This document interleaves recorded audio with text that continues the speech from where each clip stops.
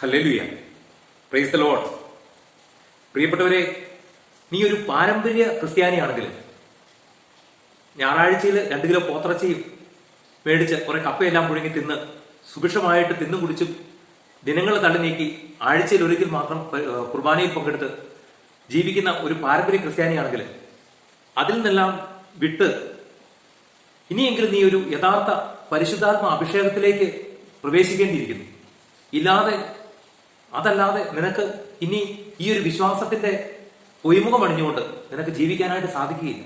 കാരണം ഏതാനും നാളുകൾക്ക് ശേഷം, ഏതാനും കുറഞ്ഞ കാലഘട്ടത്തിന് ശേഷം സഭയിൽ ഉണ്ടാകാൻ പോകുന്ന പീഡകളും അത്ര ഭീകരമായിരിക്കും. അപ്പോൾ ദൈവരാജ്യത്തിന്റെ ആ അവസാനത്തിൽ, അതായത് യേശു ക്രിസ്തുവിന്റെ 2ാം വരവിന് മുമ്പായിട്ട് നീ പരിശുദ്ധാത്മാവിന്റെ ആ ഒരു കത്തുന്ന അഭിഷേകം സ്വീകരിച്ചില്ല എന്നുണ്ടെങ്കിൽ നിനക്ക് ഇനിയുള്ള കാലം ഈ ക്രിസ്ത്യാനിയായിട്ട് തുടരാനായിട്ട് സാധിക്കുകയില്ല. നീ ഇന്നല്ലെങ്കിൽ നാളെ നീ ക്രിസ്തുവിനെ തള്ളിപ്പറഞ്ഞ് നീ നിന്റെ വിശ്വാസം ഉപേക്ഷിക്കേണ്ട അവസ്ഥയിലേക്ക് വരും. പ്രിയപ്പെട്ടവരെ, ഏലിയ സ്വർഗത്തിലേക്ക് പോകുമ്പോൾ അവിടുത്തെ ഷാള് അവിടുന്ന് താഴേക്ക് വീണു. ആ ഷാള് വന്ന് വീണിട്ടാണ് ഏലീശ അഭിഷേകം പ്രാപിക്കുന്നത്. അതായത് ദൈവം അഭിഷേകം ചെയ്ത അഭിഷേകത്തിന്റെ ഒരു മേൽത്തുണി പോലും വന്ന് ദേഹത്ത് വീണപ്പോൾ ആ വ്യക്തി അഭിഷേകം പ്രാപിച്ചു. പ്രിയപ്പെട്ടവരെ, വിശുദ്ധ പൗലോസ്ലീഹ പരിശുദ്ധാത്മാവിനാൽ നിറഞ്ഞ് ശുശ്രൂഷയിലേക്ക് കടന്നപ്പോൾ സാത്താൻ ഭാവി പ്രവചിച്ചിരുന്ന ഒരു പെൺകുട്ടിയിലെ അന്ധകാര ശക്തിയെ അവിടുന്ന് പുറത്താക്കി. അവിടുത്തെ നിഴലടിച്ച വ്യക്തിക്ക് പോലും വലിയ രോഗസൗഖ്യം ലഭിച്ചു. അഭിഷേകം സ്വീകരിച്ച വ്യക്തി ഈ ലോകത്തില് അവൻ വിശ്വാസത്തിന്റെ തലത്തില് വിശ്വാസത്തിന്റെ മേഖലയിൽ പീഡനം ഉണ്ടായാലും അവന്റെ ജീവിതത്തിൽ എന്തെല്ലാം പ്രശ്നങ്ങളും പ്രതിസന്ധികളും ഉണ്ടായാലും അവൻ അതിനെയെല്ലാം വളരെ എളുപ്പം അതിജീവിച്ച് മുന്നോട്ട് പോകുന്നുള്ളതാണ്. സാത്താനാൽ പ്രേരിതനായി ഒരു തിന്മയ്ക്ക് അടിമപ്പെട്ട് ജീവിക്കുന്ന ഒരു വ്യക്തി, അതായത് ഒരു പാപിയായ മനുഷ്യന്റെ അരികിലേക്ക് ഒരു അഭിഷേകം ചെയ്യപ്പെട്ട ഒരു മനുഷ്യൻ കടന്നു ചെല്ലുമ്പോൾ അവനിൽ പരിശുദ്ധാത്മാവ് വസിക്കുന്നുണ്ടെങ്കിൽ ആ പരിശുദ്ധാത്മാവിന്റെ സാന്നിധ്യത്താൽ ആ അടുത്ത് നിൽക്കുന്ന ആ പാപിയായ മനുഷ്യനിലെ സാത്താൻ വിട്ടുപോവുകയും അവൻ യഥാർത്ഥ മാനസാന്തരത്തിലേക്ക് വരികയും ചെയ്യാനായിട്ട് ഇടവരും. അങ്ങനെ ഇവന്റെ അടുത്തേക്ക് വരുന്ന ആ മറ്റു വ്യക്തി ഒരുപക്ഷെ ചിലപ്പോൾ ഒരു പോലീസ് ഉദ്യോഗസ്ഥനായിരിക്കാം, ചിലപ്പോൾ ഒരു അഴിമതിയോ അന്യായമോ നിറഞ്ഞ ഒരു ഉദ്യോഗസ്ഥനായിരിക്കാം, ഒരു ഭരണകർത്താവായിരിക്കാം, അല്ലെങ്കിൽ ഇവന്റെ അയലോകത്ത് ജീവിക്കുന്ന ഇവനോട് ശത്രുതയിൽ കഴിയുന്ന ഒരു വ്യക്തിയായിരിക്കും, ഏത് വ്യക്തിയായിരിക്കും. പക്ഷേ നീ യഥാർത്ഥത്തിൽ ഒരു പരിശുദ്ധാത്മ അഭിഷേകം സ്വീകരിച്ചാൽ നിന്റെ സാന്നിധ്യ നിമിത്തം നീ കടന്നു ചെല്ലുന്നിടത്തുനിന്ന് അവനെ വിട്ട് അന്ധകാര ശക്തി വിട്ടുപോവുകയും നിനക്ക് അനുകൂലമായ സാഹചര്യങ്ങൾ അവിടെ ഒരുക്കപ്പെടും.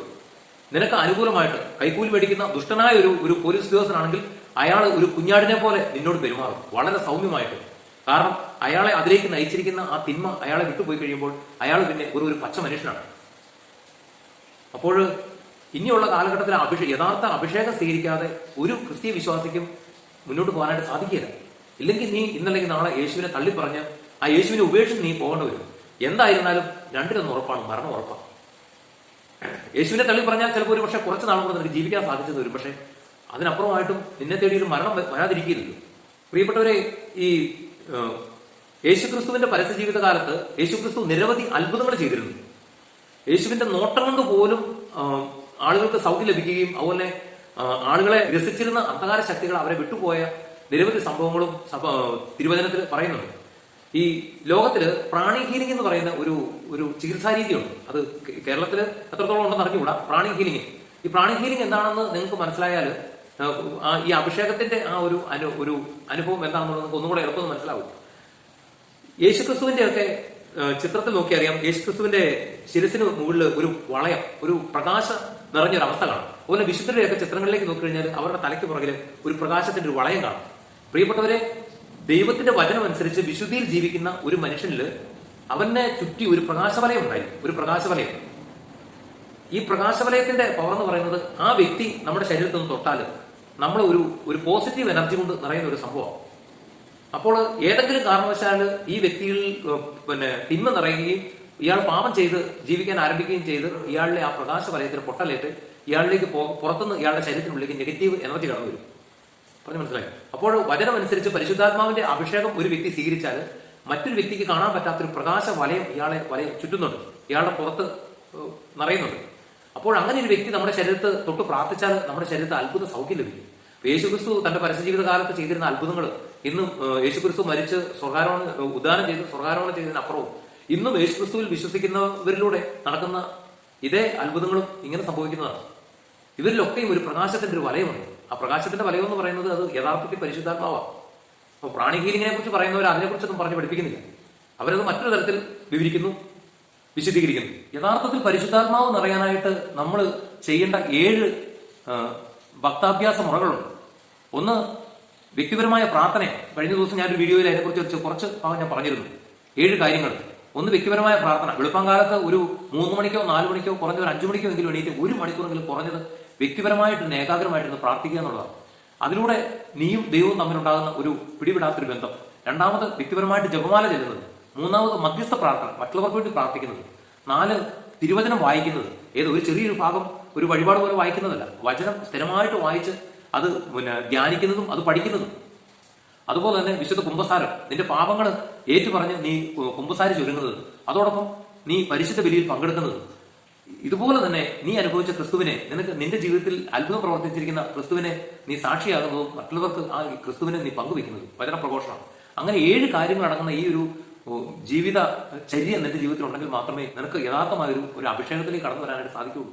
സാത്താനെ കുടിയിരുത്തി ചലിക്കുന്ന ക്ഷേത്രങ്ങളാണ് ഇന്ന് മനുഷ്യ ശരീരങ്ങൾ. അതുകൊണ്ട് ആ പരിശുദ്ധാത്മാവിന്റെ യഥാർത്ഥ അഭിഷേകം, അഗ്നി അഭിഷേകം നിന്നിലുണ്ടെങ്കിൽ നീ കടന്നു ചെല്ലുന്ന വഴിയിൽ നിന്നൊക്കെ അന്ധകാര ശക്തികൾ വിട്ടുപോകും. മനുഷ്യൻ വലിയ മാനസാന്തരത്തിലേക്ക് വരും. അവർ പശ്ചാത്തപിക്കും. അവർ പാപങ്ങൾ ഏറ്റുപറഞ്ഞ് ക്രിസ്തീയ വിശ്വാസത്തിലേക്ക് അനേകർ വരാൻ ഇടവരും.